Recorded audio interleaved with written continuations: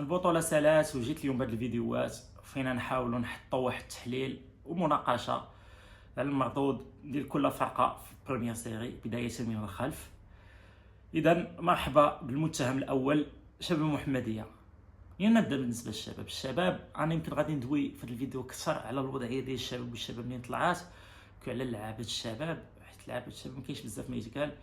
بالنسبة للوضعية ما كاينش بحالها في البطولة لجوج اسباب، حيت الشباب ماشي من الانديه اللي عندهم قاعده جماهيريه كبيره، اذا الغبور ديالو على البريمير سيري ما كانش اثر بزاف. وثاني حاجه حيت الشباب ماشي بحال الانديه الاخرين الصغار اللي طلعوا، حيت الشباب عنده تاريخ وماضي والضوء القاب واخا الجمهور غبر بحال الفتح واحد شويه، ولكن الشباب كان عنده طموحات كبيره وهادشي اللي غادي نطرق ليه دابا. هما هبطوا من الدوزيام سير في 2011 وبقاو غارقين في الطوازيم حتى 2017. العصبه دارت قسم وطني هوات، وهذا القسم الوطني هوات خدات 8 ديال الشطر الشمال و8 الاولى ديال الشطر الجنوب، 8 ديال الشطر الشمال 8 ديال الشطر الجنوب. الشباب كان جات 10 في شطر الشمال، هبطوا للدرجه 4 هي فين شدهم منا وداروا انطلاقه صحيحه. انا صافي انا تصدمت في الشباب. 2017 2018 طلعوا من الكاتريام للطروازيام، 2018 2019 من الطروازيام للدوزيام، 2019 2020 من الدوزيام للبرومي. ثلاثه ديال لي بروموسيون في 3 سنين وعن جداره واستحقاق. وقلنا كاين واحد البروجي يمكن، والسي ايت منا كيحط فلوس وكذا هذا، ودا الشارع المغربي كيدوي على مانشستر سيتي، والسي ايت منا كيسرح في بنادم بريفالدو وزياش وزيد وزيد وكيتكلاجا مع الرجاء باغي يدي لهم الالقاب. الرجاء عمرو طابها وصافي. انا والله لا تقت، حيت انا كنتايق شي مرات انا مكلخ، وقلت ملعب البشير غادي يرجع وغادي يولي معقل كروي جديد في جهه الدار البيضاء اللي قد ينافس الرجاء والوداد. العام الاول داروا ميركاتو اكس اكسل، شكونوا صريحين، جابوا بزاف ديال اللعابه ديال الطاس اللي داو كاس العرش، بوشات ديراني زيلا عسال موطيع المليوي. رجع بطوين بلجيكا حشادي بن بارتقيز مورد من اسبانيا، جاب بزاف ديال لي جون، جاب مرابط من اسفي ومحيدو الرجاء الوداد كان هو لا ريكرو ستار هيرفي غاي، وعاد شي سميات بانوا في محمديه بحال رحيم بوهرة فيطيت هادو كان جابهم. كلشي قال ايش من عول على خزيت. الشباب كتسالي داك العام في الرتبه 9 35 نقطه، 3 نقاط قدام تطوان اللي كانوا طاحوا داك العام. من مرتبه 9 للمرتبه 15 كانوا 3 نقاط الفرق، بعيد بزاف على الطموحات ديال افريقيا. واصلا بداو اللعابه كيتشكاو ما كيتخلصوش. المهم عيت منا كيطومبوريزي هذيك الساعه، وحنا قلنا مغاربه قلنا هادشي عادي، اللعابه كيتشكاو ما كيتخلصوش، كاع اللعابه ما كيتخلصوش، باش فداش هذاك الشيء شحال غارقين فيه. وجاب شقله ديال اللعابه في الموسم الثاني، الشاكر صفصافي بن قطيب بوعميره زولا تاحيف. وسال العام عاوتاني في الرتبه 11 5 نقاط قدام واتزم اللي طاحوا، وعاوتاني موسم خايب زيرو زرك. وهنا بدا كيبان العيب بصح، حيت في البدايه ديال هذا الموسم في شتنبر 2011 في شتنبر 2021 كانوا انتخابات، والسي ايت منا دخل الايراني الاحرار، وكان نبان الاولاد المحمديه بحال بيريز وغادي تهلا في ليك المدينه وغادي يرجع عليها المجد ديالها القديم. ترشح لرئاسه المجلس البلدي وربح، وصافي تما لاشا الفرقه، لاشا الشباب.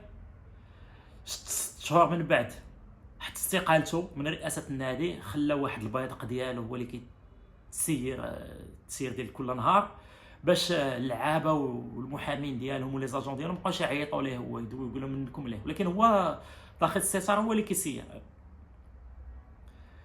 في 2020 2023 الشباب جات هي 12 على بعد 3 نقاط على لوسيكا اللي طاحت، والعام اللي فات 25 نقطه قدام قد المولوديه اللي طاحت، وما بقاو ربحوا من شهر 3.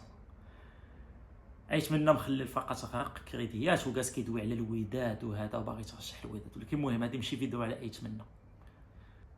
دابا انا عاودت لكم هادشي كامل باش تفهموا الحاله الاستثنائيه ديال الشباب اللي كيف ما قلت ماشي فريق اللي عنده قاعده جماهيريه كبيره، حيت مشى دات كلشي الوداد والرجاء. ولكن فريق اللي كان عنده طموحات، اللي كون كان مسير مزيان قد يكون بحال الفتح، فهمتيني. لكن ما كانش عنده الطموحات ديال السوالم، ديال غير طالعين منشطين بريمير سيري ولا زمامره ولا برشيد. هادو كاملين كانوا طالعين منشطين، يتمنى كان في الاول طلق علينا الخيطانوس. المهم في الصيف العام اللي فات، ملي الجامعه والعصبه داروا عقلهم وبداو كيتحاسبوا مع الفرق على الكريديات اللي عندهم، الشباب لقات راسها غارقه بدايه ديال هذا العام، كلشي ريزيليا، كاي تشارج ما معمرينوش، قانوني كان خصهم يطيحوا، يا المولوديه تبقى يا طلع اتحاد وجده اللي كانوا جاو الثالثين داك العام. ولكن حيت حنا عندنا بطوله ديال الخواطر وبلاد ديال الخواطر، ملي كتكون القضيه فيها شويه الفلوس بزاف كيديروا الخاطر البنادم. صدقوا عندهم 4 اللعابه اللي عندهم عقود محترفه لعبوا الفرقه جونيور، معدل العمر 22 عام، وبانوا فيهم حيت 4 ديال التعادلات، 26 هزيمه، 0 ارباح، خاسرين كاع الماتشات. موسم تاريخي بكل المقاييس اللي غادي يبقى عاقل عليه الجماهير الشبابيه، حيت خانوهم وسال اللحوم ديال الفضاله في بريمير سيري. بالنسبه للعابه بانوا شي وحدين، واخا انا بيني وبينكم كان الاداء متذبذب بزاف، باش بان فهمتيني في شي لقطات كيبان لو طالون سكيلز ديال شي لعابه، ولكن ما كانش هذاك الشيء مستقر. هادشي علاش ما ربحوش هباطش، ولكن كيزقلوا الابجديه د الكره اكثر من اللعابه الاخرين د البطوله، وهادشي علاش كانوا كيخسروا.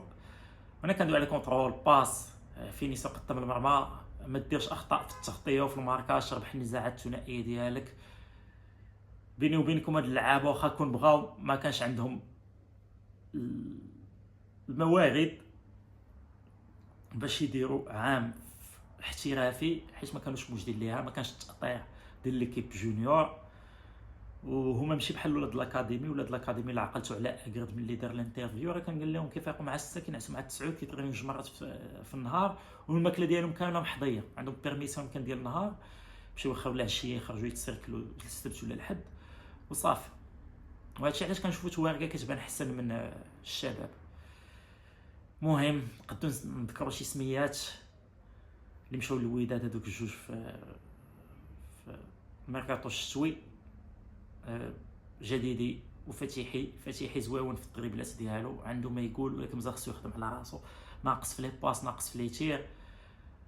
الاخرى اللي بقاو ساني، فوتات، غيلوف الا خدم على راسو شي شويه، غير هو الفيني بحال هذا الفينيسيون ما عندوش مزيانه، ولكن تحت فيهم عندك النيفو ديال البروميير سير، باش ما نكذبش عليكم. وشنو المستقبل ديال الشباب؟ مستقبل غامض، ما عارفينش منين يجيبوا الفلوس. واش العام الجاي غادي يبقاو معولين غير على الجونيور، والجونيور ديالهم يقدروا يطيروا لهم شي فراقي؟ ما عندهمش كاع الفلوس، مازال عندهم المنع، واخا قال لك يخدموا باش يرفعوه، ولكن المهم يتمنى هاد الساعه راه مشغول مع الوداد وفين غادي بالوداد. ولكن هادشي سبابو العصبه والجامعه اللي مخليه موالين الشكاره كيديروا ما بغاو في الفراقي، كيدخل كيحط فلوس، كيجيب شي لعابه، ومن بعد كيشوف القضيه كبرات عليه، كيقول لهم انا بغيت نمشي، ولا كيرجعوا لي دوك الفلوس، وما كيبقى حتى واحد يتخلص. اسبانيا راه اللي عندهم هما الجمعيات بحالنا وكيطلعوا بالانتخابات، راه كيقولوا لهم حطوا واحد 15% ديال البودجي ديال العام ديال الفرقه، حطوا 15% ضمانه، غادي يبقى عند الجامعه، ولا بغيتي تمشي هذيك 15% غادي تضيع عليك. ماشي الشباب.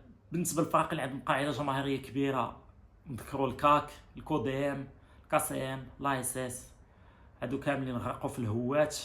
المهم دابا عاودوا طلعوا من غير لايسيس، ولكن فرق اخرين اللي زاروا دوزيام سيري وعشوا فيها بحال الخريب كاع، بني ملال، وجده. مهم هاد الشيء حيت التسيير العشوائي ونقص الموارد، وحنا مازال عاطين للرياضيه كتعطي 600 مليون كل فرقه، 600 مليون راه والو الدراري. مهم اما بالنسبه للشباب الله يكون في العون وصافي، حنا غادي نشوفوا الميركاتو اللي غادي يديروا.